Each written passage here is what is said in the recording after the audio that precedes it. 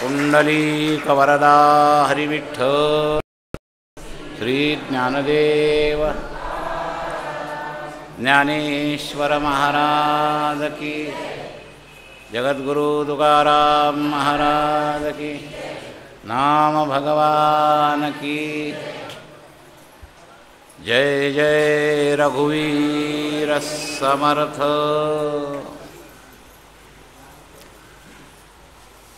ओ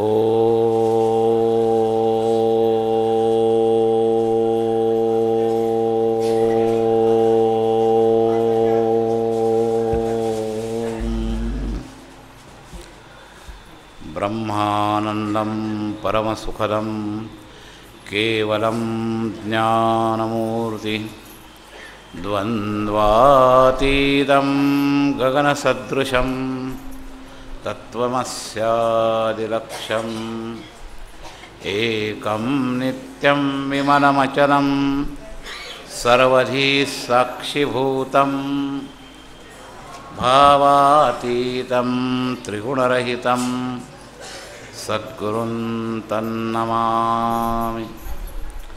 मूकं करोति वाचालं पङ्गुं लङ्घयते गिरिं यत्कृपात्तमहं वन्दे परमानन्दमाधवं।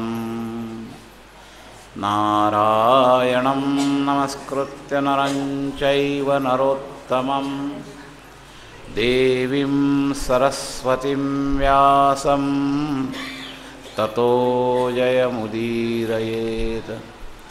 गुरुर्ब्रह्मा गुरुर्विष्णु गुरुर्देवो महेश्वरः गुरुः साक्षात् परब्रह्म तस्मै श्रीगुरवे। प्रपन्नपारिजाताय तोत्रवेत्रैकपाणये ज्ञानमुद्राय कृष्णाय गीतामृतदुहे नमः। वसुदेवसुतं देवं कंसचाणूरमर्दनं देवकी परमानन्दं कृष्णं वन्दे जगद्गुरुं। वंशी विभूषितकरान्नवनीरदाभा पीताम्बरादरुणबिम्बफलाधरोष्ठात् पूर्णेन्दुसुन्दरमुखादरविन्दनेत्रात् कृष्णात् परं किमपि तत्त्वमहं न जाने। पुण्डलीकवरदा हरिविठ्ठल श्री ज्ञानदेव तुकाराम ज्ञानेश्वर महाराज की जय। जगद्गुरु तुकाराम महाराज की जय। सब संतन की, नाम भगवान की जय। जय जय रघुवीर समर्थ।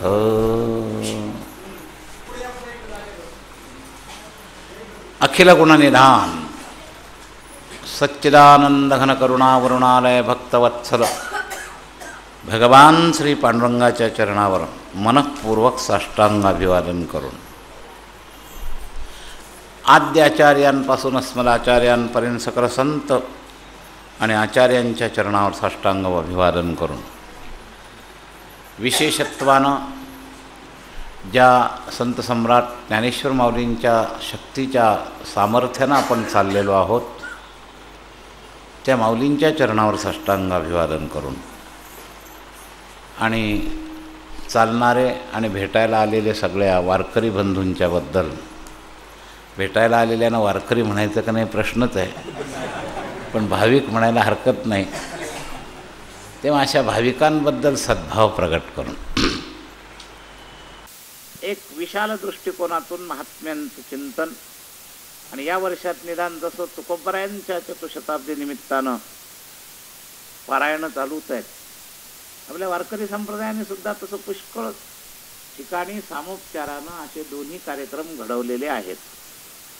समर्थांचं नाव देऊन तुकोबरायांच्या गाथेची पारायणं झालेली आहेत. तेव्हा याच्या बाबतीत आपण आता पुष्कळ मनातल्या किरकोळ मुद्द्याला सोडून तत्वज्ञानाला पकडण्याच्या हेतूतून आपले विचार सोशल झालेले आहेत.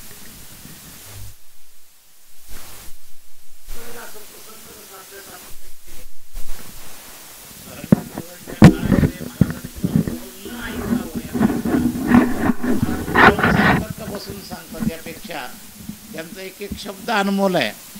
अशा भावनेतून आम्ही लोकांनी त्याच्या एखाद्या शारीरिक स्थितीचा विचार करून जसं एखादं तपशिलातला मुद्दा सोडतो, आता तो सोडायला लागलो. देशकाला परिस्थिती अशी आहे, पूर्वीसारख्या प्रकृत्या राहिलेल्या नाहीत. कित्येक कीर्तनकाराचे काही महत्त्वाचे आजार असतात, तर आपण बोधाला महत्त्व देतो, तिथं तपशिलाला थोडंसं ढिलं करतो. थोडंसं याचा अर्थ मुळासकट काही आपण सोडलेत नियम असं नाही, पद्धती सोडल्यात असं नाही, पण त्या व्यक्तित्वाच्या श्रद्धेकरता आदराकरता आपण त्याच्या प्रकृतीचा विचार करून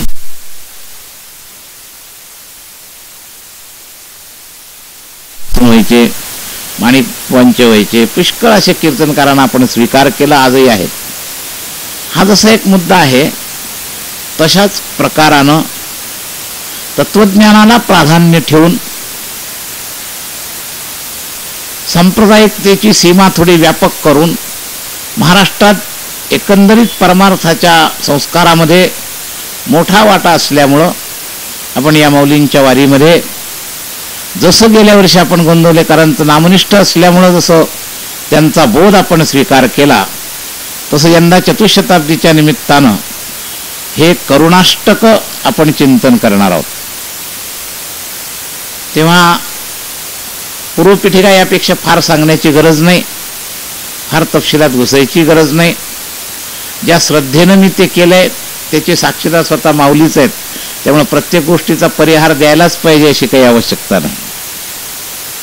तेव्हा आपल्या सगळ्यांना कोण्याही महात्म्याच्या माध्यमातून साधनेच्या अंगानं काही बोध मिळावा या हेतूतून यावेळेला आपण समर्थ रामदासकृत करुणाष्टकाचं प्रकरण चिंतनाला घेतोय. ते पार पौर्णिमेपर्यंत मागे शेवटचे राहिले 2-4, तर त्याचा सार तिथं पंढरपुरात सुद्धा घेतला जातो. केवळ श्लोक पुरे करण्याकरता आलेल्या उर्मीला स्फूर्तीला आम्ही मुद्दाम दाबत नाही. सुरुवातीच्या काळात जेवढा विस्तृत जो काही ज्या क्रमानं आपलं चालेल त्या क्रमानं त्याचं चिंतन होईल. त्यातले 50% लोकांना लहानपणीच्या संस्कारांमध्ये, आपल्या शहरी लोकांना तर हे करुणाष्टकाचा संस्कार होता. तर हा करुणाष्टकाचे जे श्लोक आहेत त्यातला पहिला श्लोक बऱ्याच लोकांचा पाठ आहे. पूर्ण 15च्या 15 लगेच पाठ होत नाहीत, पण पहिला श्लोक बऱ्याच लोकांचा पाठ आहे.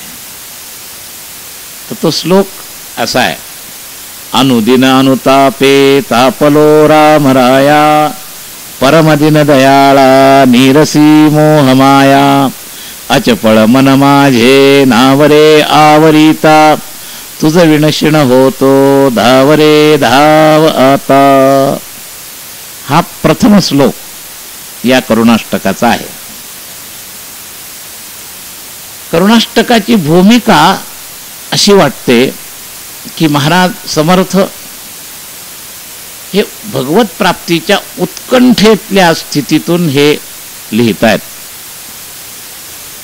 दर्शनाभिलाषा आहे. आपण पंढरचे वारकरी तरी का आहोत? शेवटी आपल्याला काय करायचंय तर भगवत प्राप्ती, आणि त्या हेतूनच आपण ही साधना करतो. कदाचित त्याच्या प्रवेशामध्ये उत्कंठा कमी जास्त, सुरुवातीला हौस म्हणून येत असतील, महाराष्ट्राच्या या संस्कृतीचं दर्शन करायला येत असतील, असं थोडंफार असतं. पण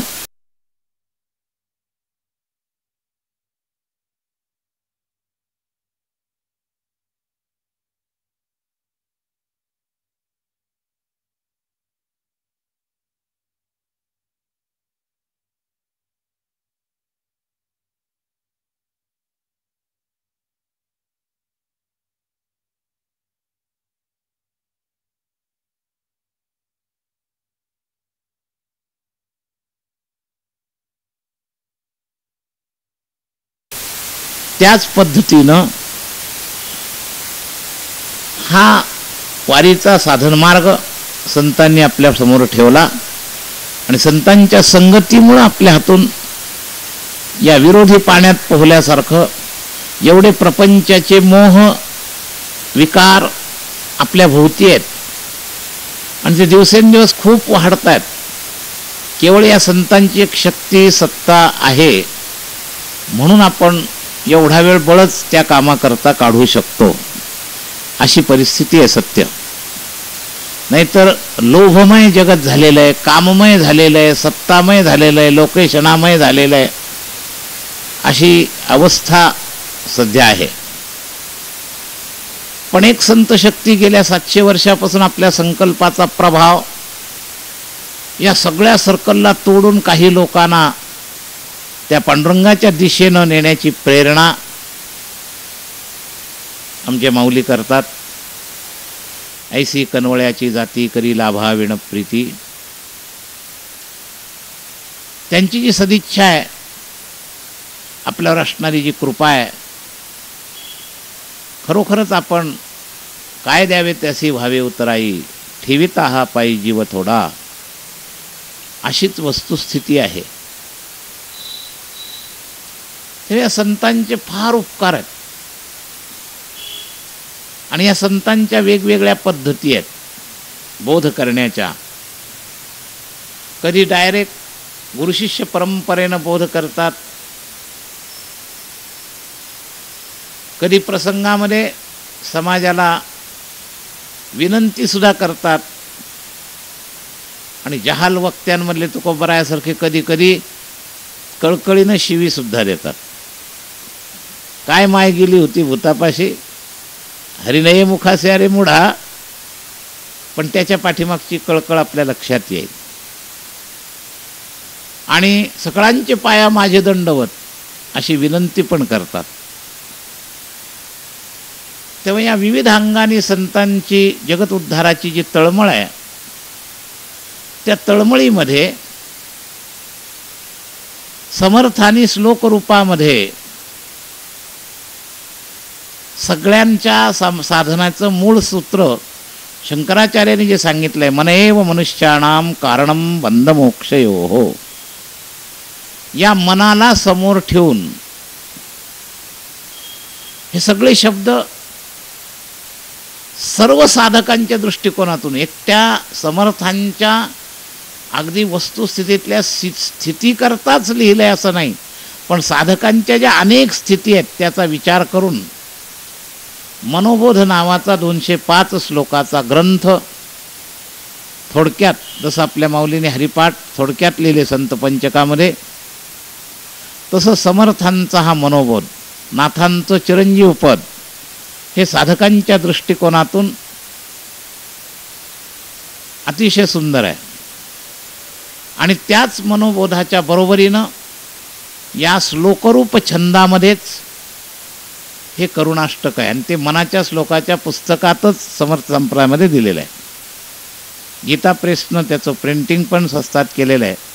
आम्ही हे चिंतन करत असताना मुद्दाम 100 पुस्तकं तर बरोबर आत्ता आणलेलेच आहेत. तर का तर प्रत्येक अष्टकाचे सगळे श्लोक सगळ्यांचे पाठ नसतात, ते शब्द आपल्या डोळ्यासमोर राहावेत या हेतूनं, कारण आपल्या सगळे जवळही संग्रहाला नसतात, म्हणून ज्यांना आवश्यक पूर्ण कार्यक्रम ऐकत असताना ते शब्द गुणगुणतील म्हणून ते श्लोक बरोबर घेता येतील असे मनाच्या श्लोकाची पुस्तकंसुद्धा मुद्दाम 100 जवळ ठेवलेले आहेत. तर या मनाच्या श्लोकाच्या पुस्तकात शेवटी या गीता प्रेसच्या प्रतीमध्ये 53व्या पानावर हे करुणाष्टक सुरू आहे. त्याच्यानंतर 2-3 छोटे छोटे अष्टकं शेवटचे दिलेले आहेत, पण त्यातलं हे पहिलं महत्त्वाचं असं करुणाष्टक आणि त्याचा विचार आपण करणार आहोत. स्वतः रामाशी गुजगोष्टी केल्यासारखं हे अष्टक आहे. याच्यात प्रार्थना आहे, उत्कंठा आहे, आपल्या स्थितीचा उल्लेख आहे.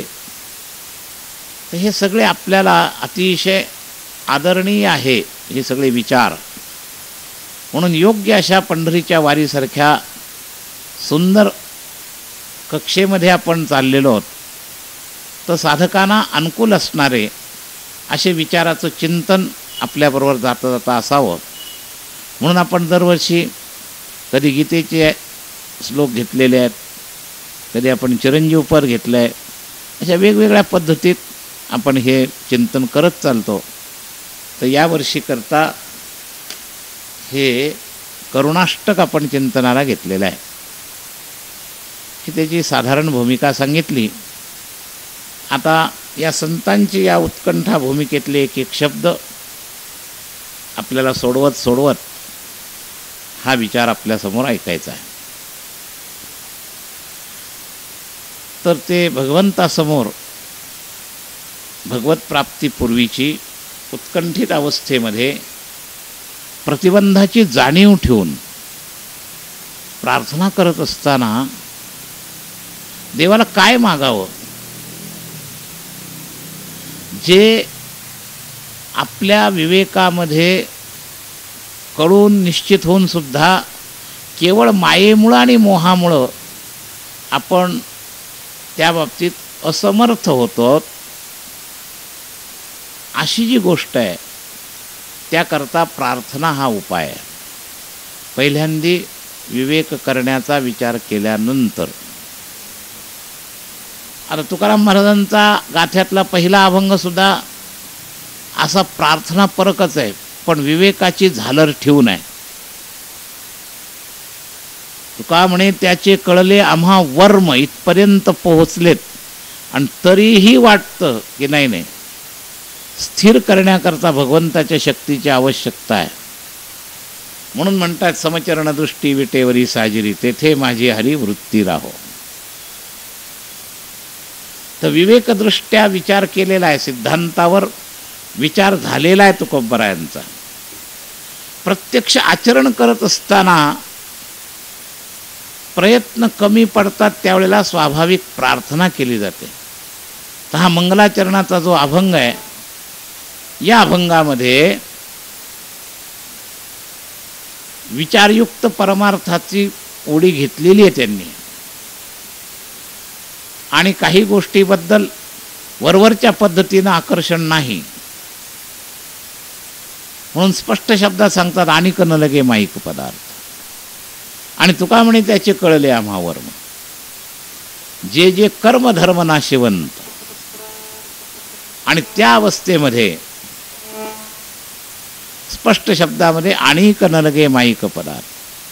मग प्रार्थना काय केली, समचरण दृष्टी विटेवरी साजिरी, तेथे माझी हरी वृत्ती राहो. तर ही जशी त्या अभंगाची भूमिका आहे,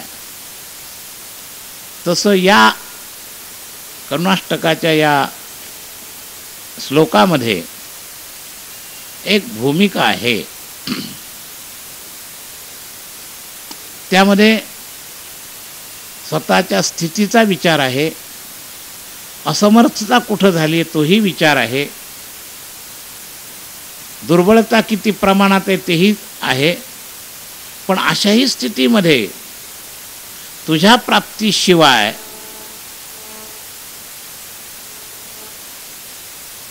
मला समाधान नाही, अशा पद्धतीचा एक महत्त्वाचा विचार या अष्टकामध्ये मांडतायत. या तळमळीमध्ये पहिला शब्द जो आहे तो महत्त्वाचा आहे. साधना नित्य करायला पाहिजे. आपण आता नैमित्तिकमध्येच आहोत, नित्यमध्ये प्रत्येकाची किती साधना आहे ज्याची त्याला माहिती आहे. पण नैमित्तिकमध्ये आपण प्रविष्ट आहोत म्हणून वारीला आलोत. वारी हा आपल्या आयुष्याच्या दृष्टिकोनातून वर्षातून एकदा येणारा म्हणजे नैमित्तिक भाग आहे. तेव्हा याची जेव्हा गती वाढते साधनेची, तेव्हा ते प्रत्येक नैमित्तिक परमार्थ नित्यतेत परिणित होत असतो. तर अनुदिन शब्द जो आहे, प्रत्येक दिवस उगवण्यापूर्वी, अनु म्हणजे पूर्व असं आहे. या पहिल्या श्लोकाच्या दोन्हीला अनु शब्दाचं लावलेलं उपसर्ग. तेव्हा दिवसाच्या पूर्वी, प्रत्येक दिवसाच्या पूर्वी, अनुदिन अनुतापे,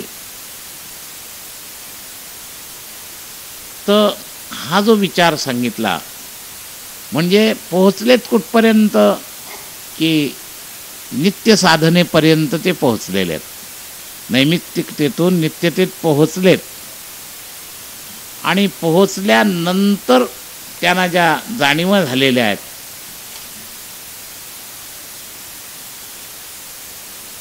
त्या जाणीवेच्या उत्कंठतेची प्रतिक्रिया समर्थ आपल्या त्या शब्दांमध्ये वापरतायत.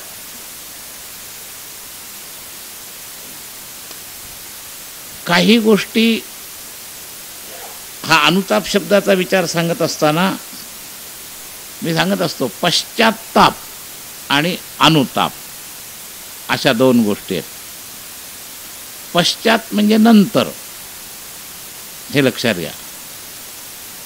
तर हा जो पश्चात्ताप शब्द आहे तो पश्चात्ताप शब्द आणि अनुताप शब्द अशा दोन गोष्टी आहेत. तर पश्चात म्हणजे नंतर, हे आपल्या लक्षात येतं, आणि अनु म्हणजे पूर्व. तर पश्चात्ताप हा घटनेचा परिणाम आहे. पश्चात्तापाला विवेकाची गरज नसते, नंतर विवेक निर्माण झाला. उलट बहुधा पश्चात्ताप कधी करावा लागतो की का वर्तमान घटना काळामध्ये विवेक विसरला, घसरला, म्हणून चूक घडली आणि म्हणून पश्चात्ताप करावा लागतो. तर ठीक आहे, पश्चात्तापाला सुद्धा परमार्थाच्या प्रारंभाकरता स्थान दिलेलं आहे. मी त्याच्यातून त्याचा परमार्थ सुरू होऊ शकतो. पश्चात जरी तो विवेक आला तरी सुद्धा प्रवेशाकरता स्वीकृत आहे. पण त्याहीपेक्षा पुढचा टप्पा घटना होण्यापूर्वीची सावधानी, याला म्हणायचं अनुताप. दिवस, पूर्ण दिवस आपल्या जीवनातून दिवस कार्यरत होण्याच्या पूर्वी सावधानी, याचं नाव अनुदिन. आणि घटना घडण्याच्या पूर्वी सावधानी, याचं नाव अनुताप. लक्षात घ्या. तर ताप शब्द आपल्याला क्लेशवाचक काही वेळेला वाटतो. तो पश्चात्तापाच्या बाबतीत जरी क्लेशवाचक असला तरी अनुतापाच्या बाबतीत तो क्लेशवाचक नाही. आपल्या सांप्रदायिक संत वाङ्मयामध्ये नाथांना 15-16 अभंगाचा जो विशेष बोध केला त्यामध्ये जनार्दन स्वामींनी एका अभंगात हा अनुताप शब्द वापरलाय नाथांकरता. म्हणे जनार्दन घेई अनुताप, सांडीपा संकल्प एकनाथा.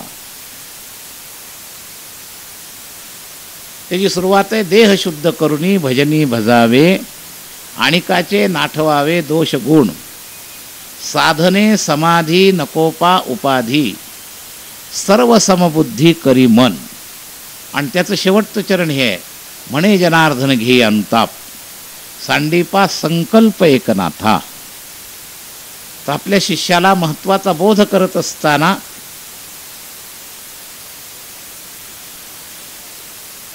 हा संकेत जनार्दन स्वामींनी केला. तिथं हा अनुताप शब्द आपल्या पारंपरिक वाङ्मयामध्ये सुद्धा आलेला आहे.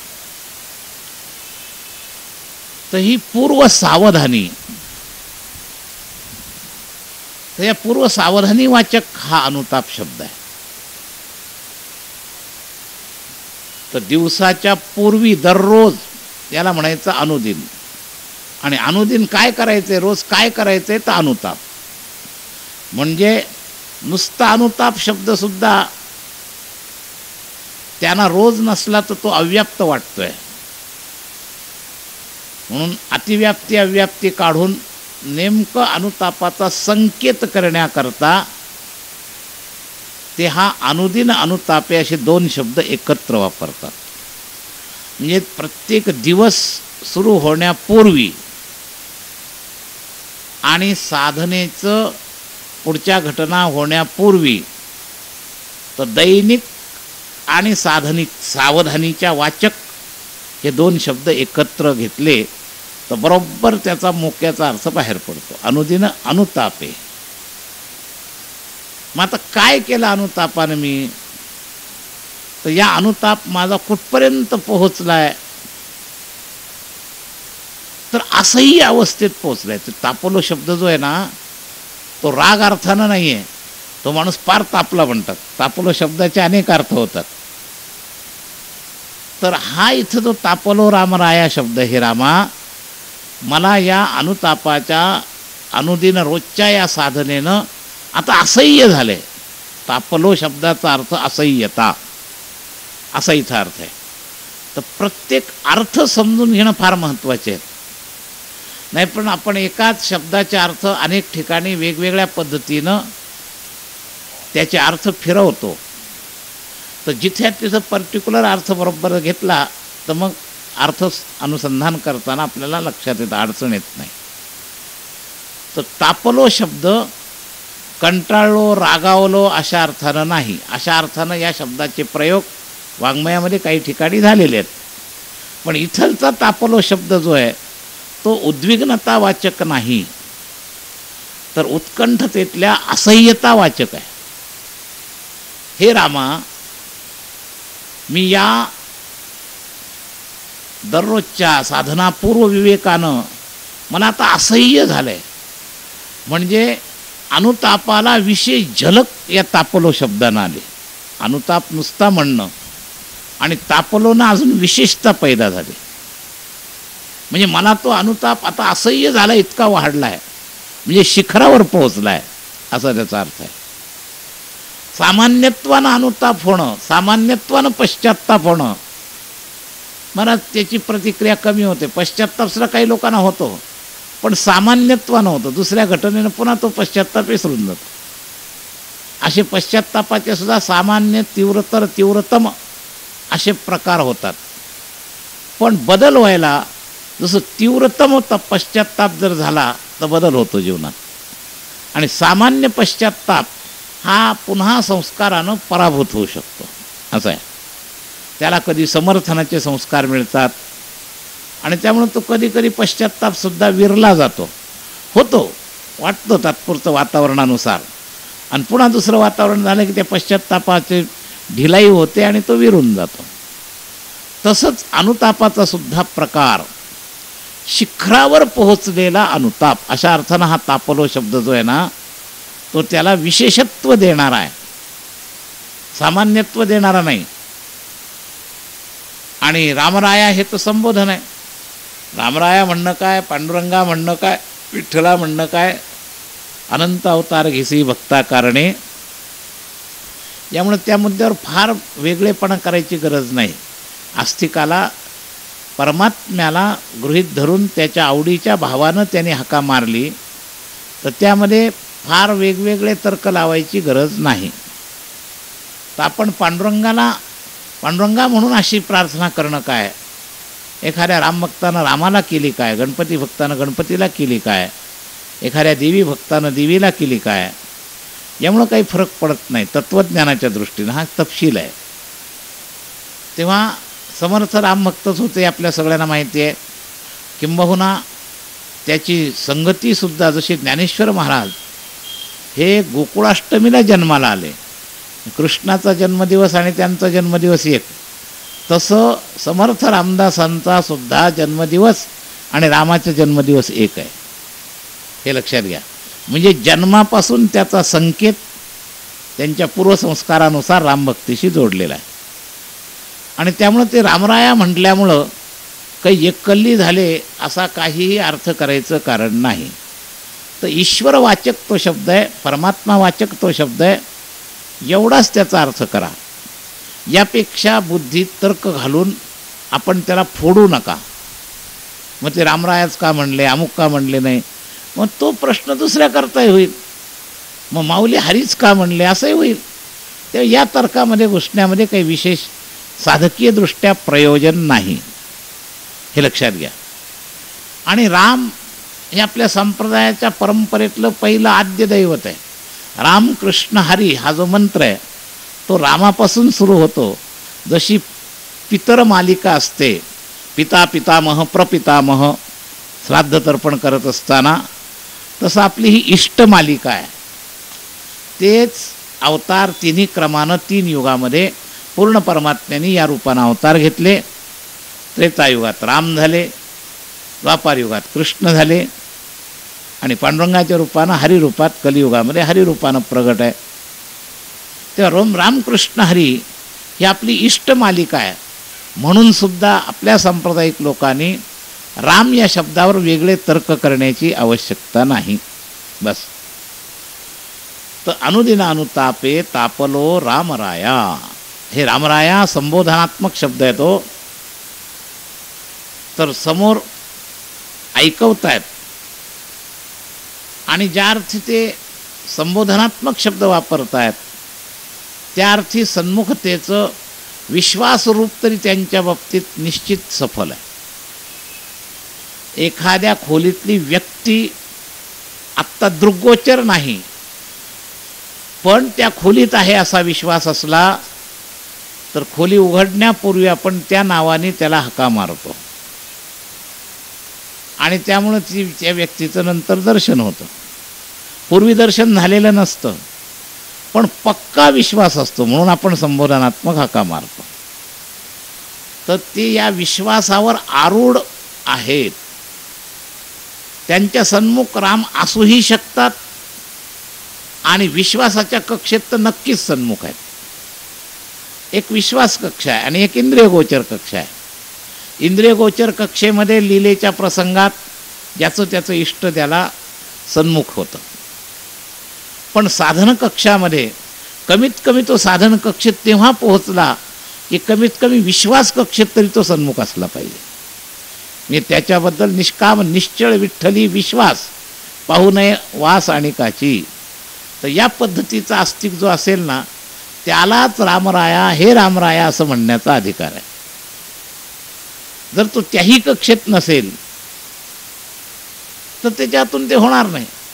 खोलीत आहेत असा विश्वास सुद्धा ज्याचा नसेल तो ओ रामभाऊ म्हणून हाका मारणार नाही त्या खोलीच्या जवळ.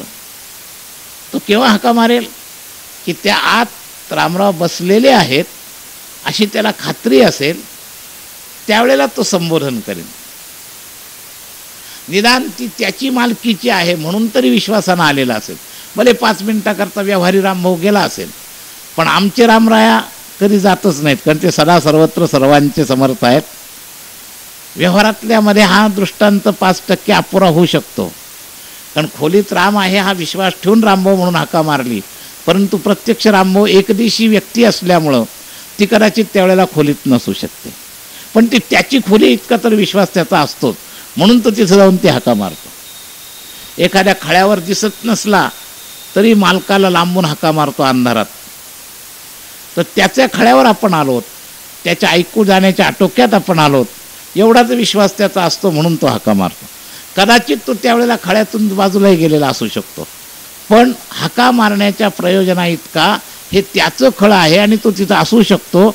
हा विश्वासाचा सन्मुखता असावीच लागते. तर समर्थांची विश्वास सन्मुखता आहे, दृग्गोचर सन्मुखता आहे. अशा अधिकाराचे ते रामाचे साक्षात्कारी संत आहेत. त्यांच्या जीवनात अनेक वेळेला जसं तुकोबारायांच्या जीवनात पांडुरंगाच्या माध्यमातून लीला झाल्या, नामदेवांच्या जीवनात झाल्या, तसं समर्थांच्या जीवनामध्ये सुद्धा रामसन्मुख अशा अनेक लीला झालेल्या आहेत. आणि त्यामुळं ते प्रत्यक्ष स्वरूप सन्मुख आहेत, विश्वास सन्मुख आहेत. आणि त्या लेव्हलमध्ये साधकीय लेव्हलमध्ये ते रामाला हाका मारतायत, हे रामराया मी तुला का हाका मारतोय, तर मला आता हा अनुताप असह्य झाला आहे, तापलोय मी आता, आणि मग तू मला का हाका मारतोस असं विचारलं तर ते म्हणतायत की याच्यातले काही अँगल माझ्या दृष्टीनं माझ्या स्वतःच्या आटोक्यात नाहीत, म्हणून दुसऱ्या याच्यामध्ये तुझ्याजवळ ते गुणही आहेत, तुझे मला गुणही माहिती आहे, तुझी शक्ती माहिती आहे, तुझ्याकडून हे काम होईल, म्हणून गुणाचं विशेषण दिलं पुन्हा संबोधन देताना. हे परम दीनदयाळा हे सुद्धा संबोधन आहे, पण गुणसंबोधन आहे, लक्षात घ्या. रामराया हे नामसंबोधन आहे आणि परम दीनदयाळा हे गुणयुक्त संबोधन आहेत. आपली जी नावं असतात ना, काही रूपावरून काही गुणावरून असे वेगवेगळे असतात. त्यातले त्यात पूर्वीच्या संस्कृत भाषेप्रमाणे ते अर्थानुसंधानीच नावं असायचे. आमच्या कन्हैयानं मुरली धरली म्हणून मुरलीधर नाव आलं. तर रूप धरून गुण धरून मदन मोहन, त्याच्यात मद नाही मोह नाही म्हणून मदन मोहन. तुमचं मन हरण करू शकतो म्हणून मनोहर. असे परमात्म्याचे गुणरूपानुसार जे अनेक नावं आहेत, तसं समर्थ आपल्या रामरूपी इष्टाला या गुणाबद्दलच्या स्वरूपाचं संकेत करून हाक मारतायत. दुसरं संबोधन देत आहेत परम दीनदयाळा. पहिलं संबोधन आहे रामराया आणि त्यालाच खेटून दुसरं संबोधन आहे परम दीनदयाळा. आणि दीनदयाळा या संबोधनाचं का प्रयोजन केलं, तर त्यांना जी मागणी मागायची आहे ती मागणी पुरं करण्याचं तुमच्यामध्ये सामर्थ्य आहे म्हणून दीनदयाळा संबोधन दिलं. लक्षात घ्या. आणि मग त्याच अर्ध्या तुकड्यातला उरलेला भाग आहे हे दीनदयाळा. निरसी मोह माया, माझी जी अडचण झालेली आहे या मोहामुळे झालेली आहे. दर दिवसाच्या पूर्वी दिवसभरातल्या स्थितीत पोचण्याकरता मला प्रतिबंध काय येतोय, तर मला हे दोन गोष्टी कळल्या. निरसी मोह माया, परमात्मा प्राप्तीतला मुख्य प्रतिबंध आहे मोह. देव का प्राप्त होत नाही,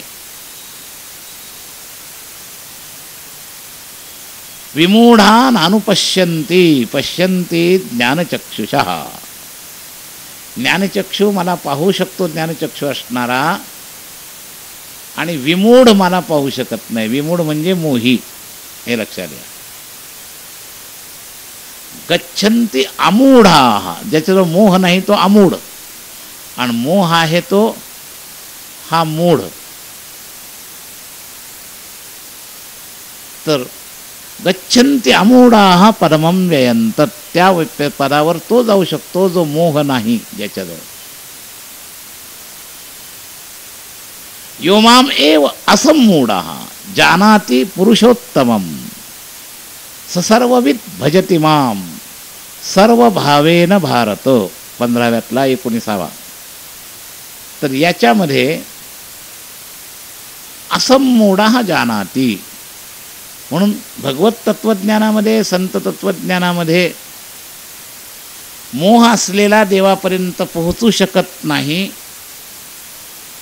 असं चिंतन आलेलं आहे.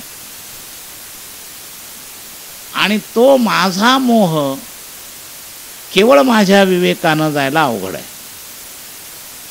कठीण तर नाही, काही लोकांनी घालवला, अपवाद लोकांनी, पण बरेच 80% लोक हा मोह घालवण्याला कमी पडतात. तर निर्माण मोहा जितसंग दोषा अध्यात्मनित्या विनिवृत्त कामाः. तर मानरहित आणि मोहरहित जो असतो तो माझ्या पदाच्या दृष्टीनं वाटचाल करू शकतो. 15व्यातला 5वा.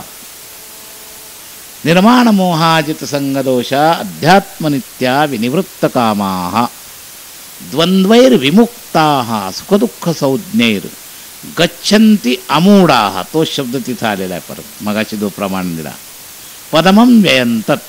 भगवत प्राप्तिरूपी पदाच्या ठिकाणी पोहोचण्याकरता कोण पोहोचू शकतो? तर जो अमोहा, ज्याच्यामध्ये मोह नाही, म्हणून तो अमूढ पदवी दिली, तो माझ्यापर्यंत जातो. मग ततः पदम तत्परिमार्गितव्यम, पुढचे साधनं सांगितलं. गच्छन्ति मूढा परमं व्ययंतत न तद्भासयते सूर्य. पुढच्या गोष्टी वेगळ्या. तर इथं आपला मूळ मुद्दा आहे निरसी मोहमाया. याच्याकरताही 2-4 प्रमाणं मी दिले. तर मोह गेला पाहिजे, आणि मोह घालणं सगळ्यांच्या पूर्ण 100% स्वकर्तृत्वावर कठीण आहे. आणि म्हणून भगवंताच्या मायेच्या बाबतीत भगवान काठिण्य शब्द वापरतात. दैवी एषा गुणमयी मम माया दुरत्यया. तर हा मोह ही त्या मायेच्या सशक्त कार्य आहे. तुम्हाला मोहात अडकून ठेवले ना, आपण सगळे लोक या मोहाच्या बेड्यामध्ये आहेत. परमार्थात आलो तरी ती बेडी पायातच आहे महाराज. सतत चिंतन, घरी काय चाललं असेल, हे सगळा मोह आहे, दुसरं काही नाही. हे सगळे जे आमचे लगाम आहेत ना, हा मोबाईल जो आपण ठेवतो ना, हा एक लगामाचा एक टप्पाच आहे, लक्षात घ्या. ह्यांनी बांधून ठेवले आम्हाला. आणि ही सगुण निराकार मोहाची दोरी आहे. हे सगळे विकार सगुण निराकार आहेत, त्यांच्यात गुण आहे पण आकार नाही. या मोबाईलमध्ये तिकडून जो संकेत येतो त्याचा मध्ये कुठं संकेत नाही, बिनतारी येते. ते सगुण निराकार याला म्हणतात. ज्याला गुण असतो पण आकार नसतो, असं फार मोठं जगत आहे. तर त्या जगतातल्या सगळ्या धाग्यांपैकी सगळ्यांपर्यंत पोहोचणारा धागा म्हणजे हा मोबाईल आहे, लक्षात घ्या.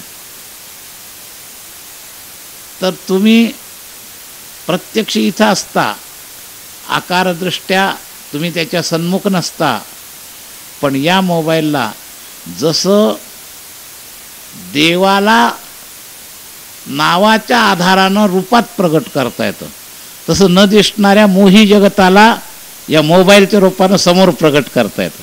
नाम आठविता रूपी प्रगट पै झाला, हे जसं परमार्थातलं आहे तसं तुमच्या संसारातलं व्यवहारातलं हे साधन आहे, बरं का. किती बटणं दाबले की हॅलो म्हणलं की सन्मुख आलं ते सगळं. मग त्यात काय काय जगत येतं याचा तपशील आपल्याला सगळ्यांना सांगायची गरज नाही. आता या विज्ञान युगामध्ये फार अडाणी महिलापासून मुलांपासून सगळ्यांना या मोबाईलचं वेड लागलेलं आहे. तर भगवंतानी खूप मोठी माया या रूपानं ठेवलेली आहे. महाराज, उपयोगाकरता एखादी गोष्ट वेगळी, उपभोगाकरता वेगळी. बरेच लोक उपभोगाकरताच याचा उपयोग करतात, उपयोगाकरता नाही. त्यांच्या खिशात जे मोबाईल असतात ते उपयोगाकरता असणारे 10%. म्हणजे मी बोलतो ना, गेले 6 महिने झाले मी स्वतः मोबाईलवर बोलायचं सुद्धा सोडून दिले, हे लक्षात घ्या. आता मोबाईलचा उपयोग आपल्या दिंडीसला खूप चालतो, उपयोग होतो, चांगल्या कामाकरताही होतो. मग लोक त्याचं नेमकं तेवढाच भाग सांगतात. कोणत्याही वैज्ञानिक साधनाचा फक्त आपल्याला तात्पुरता उपयोगाच्या जमेच्या बाजू मांडतात. टी व्हीचे काय फायदे आहेत, मोबाईलचे काय फायदे आहेत, जगत आमच्या मुठीत, ती जाहिरात आहे ना, त्या पद्धतीनं. तर असे अनुकूल विचार मांडणारे पुष्कळ लोक आहे. पण परमार्थाच्या आणि अध्यात्माच्या दृष्टीनं तो एक प्रतिबंध आहे. तर ती एक मोहाची शाखा आहे. तेवढी एकच नाही, फक्त हे आपल्या आता पार सगळ्यांच्या घराघरापर्यंत नसात पोहोचले म्हणून त्याचं उदाहरण घेतलं, एवढाच त्याचा अर्थ. मोहाच्या अनेक शाखा आहेत. तर हा जो मोह आहे, हा मोह निरसला पाहिजे. जसं अहंकाराच्या बाबतीत आहे, अहंकार गेला आणि तुका म्हणे देव झाला, अशी अवस्था आहे. तसं हा मोह गेला, फार मोठं काम होतं. निर्माण मोहाजित संग दोष. तर याची फलश्रुती सांगितली, परमं व्ययंतत गच्छन्ति अमूढाः परमं व्ययंतत. तर हा मोह देवाला म्हणण्यापूर्वी समर्थांनी काहीच प्रयत्न नाही केला का? काही प्रमाणात तो विवेकानं जातच नाही का? तर जातो, पण निरास, पूर्ण समाप्ती कमी होऊ शकतो. विवेकी व्यक्ती मोहाच्या काही जाळ्यातून काही नियम घेऊन बुद्धीला पटल्यानंतर बुद्धिनिश्चयानं त्याला उपयोग होतो. पण पूर्ण रूपानं बऱ्याच व्यक्तींना केवळ विवेकाच्या स्वसामर्थ्याच्या जोरावर मोहाचा पेपर सोडवायला जड जातं. हे 2-4 फार जड पेपर आहेत बरं का. देहाध्यास, अहंकार, मोह हे फार जड पेपर आहेत परमार्थामधले. पण या पेपरचा कित्येक लोकांचा सोडवण्याचा संबंधच नसतो. कित्येक दिवस ते स्वतःला पारमार्थिक म्हणून घेतात, पण त्यांनाच माहिती नाहीत आपले प्रतिबंध काय. एक काम चालत असतं म्हणून चाललं असतं एवढंच. जेव्हा सूक्ष्म खऱ्या अर्थानं तो साधक बनतो त्यावेळेला हे एक एक अँगल त्याच्या पुढं येतात.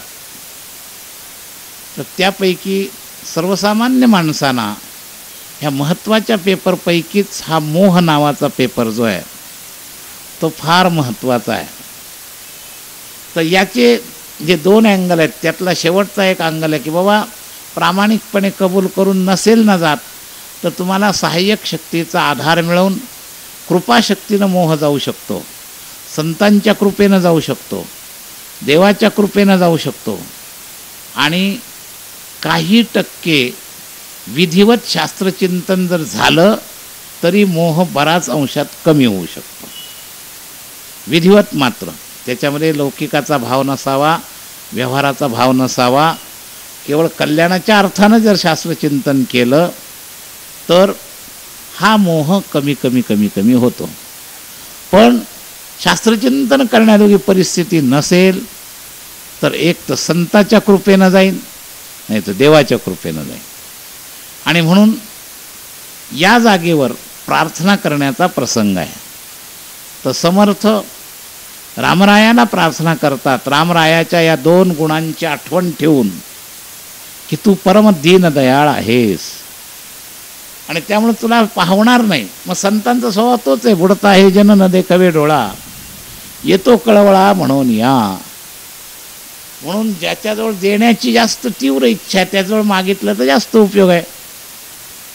तर सुहृदं सर्वभूतानां सर्वभूत हिते रताः, भगवद्गीतेमध्ये हे दोघांकरता विशेषण आलेलं आहे. 5व्या अध्यायात देवाकरता सर्वभूत हिते रताः तुकडा आला आहे आणि 12व्या अध्यायामध्ये संतांकरता सर्वभूत हिते रताः हा तुकडा आलेला आहे. तर हे दोन्ही हितरत आहेत. आणि त्याचप्रमाणे सुहृदता ही भगवंताच्याच बाबतीत दाखवली आहे. तसंच ऐशी कनवळ्याची जाती करी लाभाविण प्रीती संतांबाबतीतही दाखवलेलं आहे.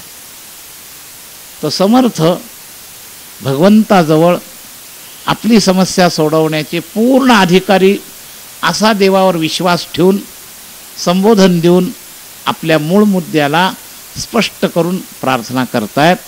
हे परमदीनदयाळा निरसी मोहमाया. तर 2 गोष्टी सांगितल्या, हे दोन्ही जवळजवळच्याच आहेत बरं का. ह्या मायेचं जे लेकरू आहे हे मायलेकच आहेत दोन्ही. काय तर मोह आणि माया हे जवळजवळचेच आहेत दोन्ही.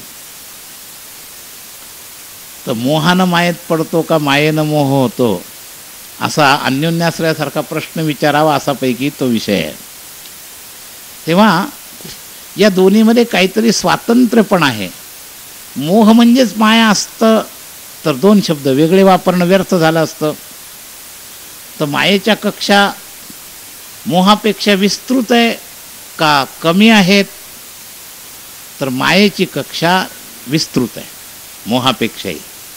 आणि या मायेच्या कक्षेच्या अंतर्गत हा मोह नावाचा दोष तिच्या सत्तेनं वाढलेला समर्थित असलेला असा हा दोष आहे. तेव्हा त्याची मूळ सत्ता काढायकरता म्हणून हे 2 एकत्र मागलं. नुसता मोह काढायला म्हटलं असतं माया तशीच राहिली असती तर ते जसं वरचं झाड खुरटावं आणि आत पाणी मिळालं की पुन्हा अंकुर पैदा व्हावा तशी गोष्ट झाली असती. म्हणून ते मुळासकट झाड उखडायला दोन्ही एकत्र शब्द वापरले. निरसी मोह माया. तर माया हे मूळ आहे सगळ्या विकाराचं, लक्षात घ्या. आणि त्याच्यातून हे विकाररूपी झाड प्रगट होतं. मग त्या विकारातला एक मोह नावाचा विकार आहे, लक्षात घ्या.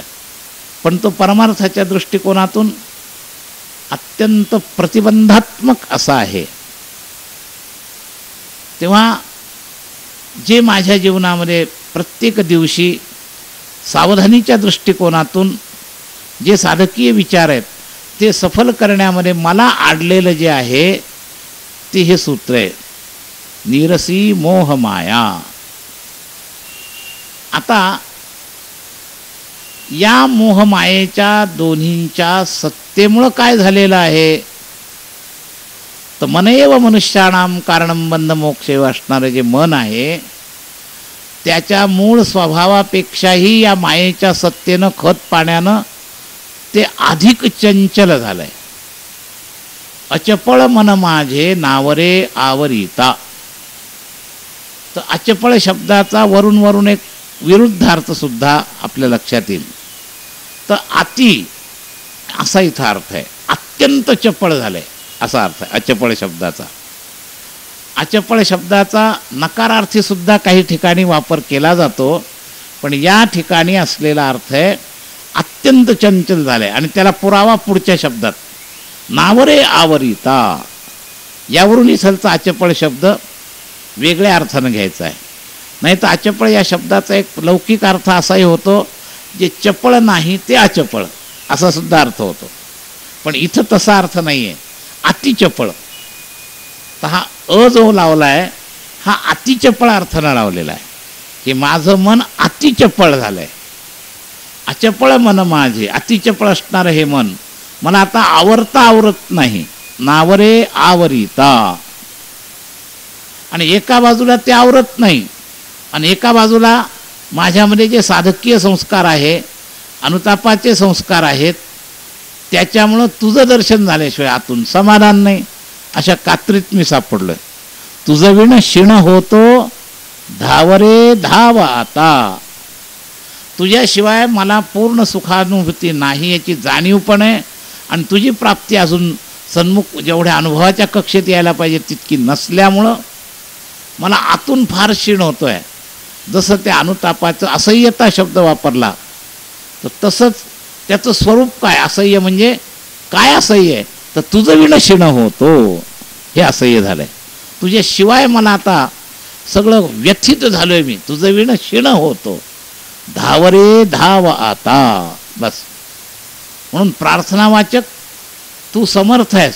मला क्षीण होतो पण माझ्याकडून जाणं जरी अशक्य झालं तरी तुझी शक्ती जिवंत आहे ना. लहान मुलगं थकलं तर बसतं, पण त्याला धरून नेणारी आई आहे ना, तिची शक्ती संपलेली नसते, लक्षात घ्या. आणि म्हणून मग ते रडायला लागतं. त्याची ती रडण्याची जशी प्रार्थना आहे ना तशी आहे. धावरे धावा आता हे रडणं आहे समर्थांचं साधकीय लेवलचं. ते पोरगं रडतं जेव्हा थकतं बसतं. मग काय करतं, आईकडं पाहून टाहो फोडतं, रडतं. कारण आईजवळ ती शक्ती आहे आणि रडलं तर मला ती घेऊ शकते याचा विश्वास आहे आणि ते घ्यावं त्याची नोंद आईला जावी म्हणून ते रडतं, दुसरं काही नाही. हे लक्षात घ्या. तर ते उत्कंठेत ते रडतं. तर तसं या ठिकाणी हे धावरे धावा आता म्हणजे तुकोबा आपल्या समर्थांचं देवाकडचं रडणं आहे, हे लक्षात घ्या. तर हे उत्कंठावाचक असं हे अष्टक आहे. याच्यामध्ये अनेक बाकीच्या काय काय भूमिका घडल्या ते आपल्याला पुढच्या सगळ्याच लोकांमध्ये वेगवेगळ्या अँगलनं पाहायचं आहे. काय असतं, आपल्याला एखादी गोष्ट विचारा सुरू झाला म्हणजे एकाच अँगलनं विचार होतात असं नाही. एक प्रार्थना करत असताना मी काय केलं आहे, माझं काय आहे याचंही निवेदन आपण त्या वेळेला करतो. मग आईजवळ जसं रडतो तसं ते कधी हात वर करतं, कधी थोडं तडफडतं, कधी आईपर्यंत बळच परत उठून चालायचा प्रयत्न करतं. फक्त आई लांब गेलेली असते ना बसल्यामुळं, मग परत आईपर्यंत पण रडत रडतच तिथपर्यंत जातं. तर त्याची जशी भूमिका आहे तशी साधकाची ही भूमिका रामरायांच्या सन्मुख या अष्टकाच्या रूपानं आहे. आज आपण वारीला चाललोय म्हणजे काय, भरतानी काय केलं नेमकं, तर रामाच्या समाजाला, अयोध्येच्या समाजाला रामाकडं गेल्याशिवाय समाधान नाही हे समजून घेऊन स्वतः बालकाचे चाली माता जाणून पाऊल घाली, स्वतः त्या यात्रेमध्ये सहभाग घेतला. जसे आपले माऊली आपल्याला गरज असून त्यांना गरज नसतानाही तुमच्या आमच्याबरोबर ते राहतात शक्तिरूपानं, तर त्या पद्धतीनं भरत या सगळ्या अयोध्येच्या प्रजेबरोबर ती भरत यात्रा काढतात. मी तर या वारीचं अनेक वेळेला जेव्हा समर्थन करत असतो तर त्रेतायुगामध्ये भरत यात्रा अयोध्येला जाणारी, चित्रकूटला जाणारी रामभेटी करता, आणि कलियुगामध्ये ज्ञानेश्वर महाराजांची ही पदयात्रा ही या कामाकरताय. तिकडे 4 भाऊ होते, इथेही 4 भाऊ आहेत. तिथलचा दुसरा नंबरचा भाऊ भरतच होता आणि इथलचे दुसऱ्या नंबरचे भाऊ ज्ञानेश्वर महाराज.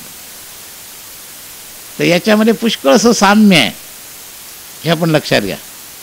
तर त्यावेळेला भरताने जशी यात्रा काढली आणि आपल्या समाजाला बरोबर घेऊन रामाच्या चरणावर नेलं, आणि मग रामाच्या चरणावर नेल्यानंतर तिथं कशा भूमिकेत त्यांचा संबंध जोडायचा याकरता भरताचे अनेक संवाद रामायणात अयोध्याकांडात येतात.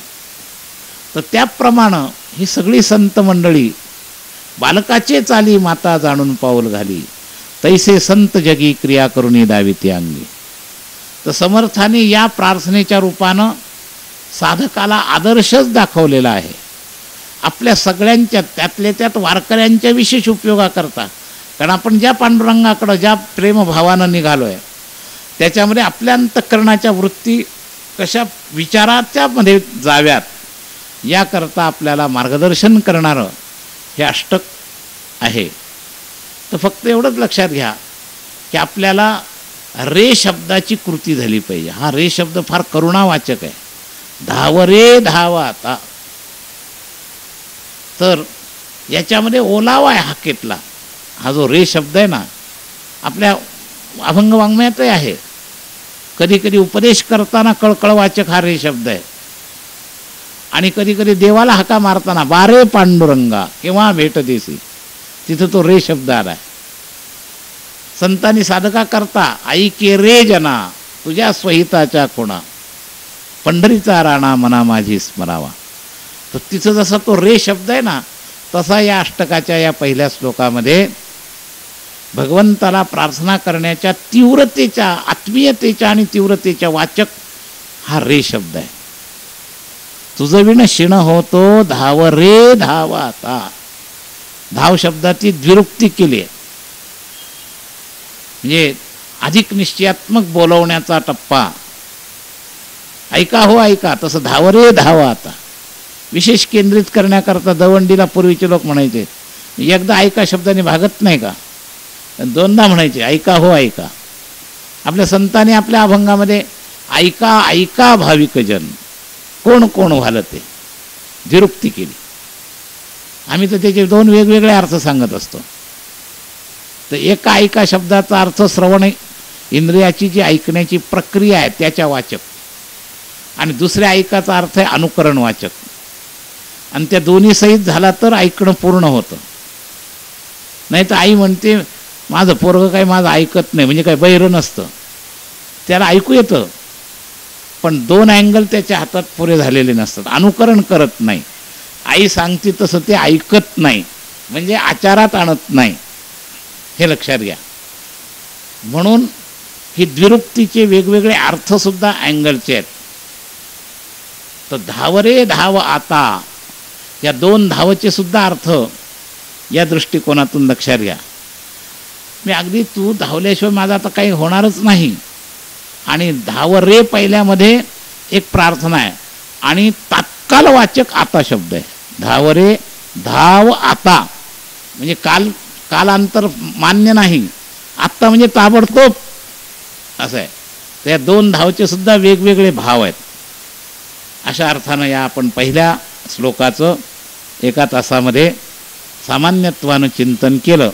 कधीतरी मागं पुढं जावं लागतं, एखादा शब्द परतही चिंतन होईल, पण सामान्यत्वानं मात्र आपण याचं पूर्ण चिंतन केले.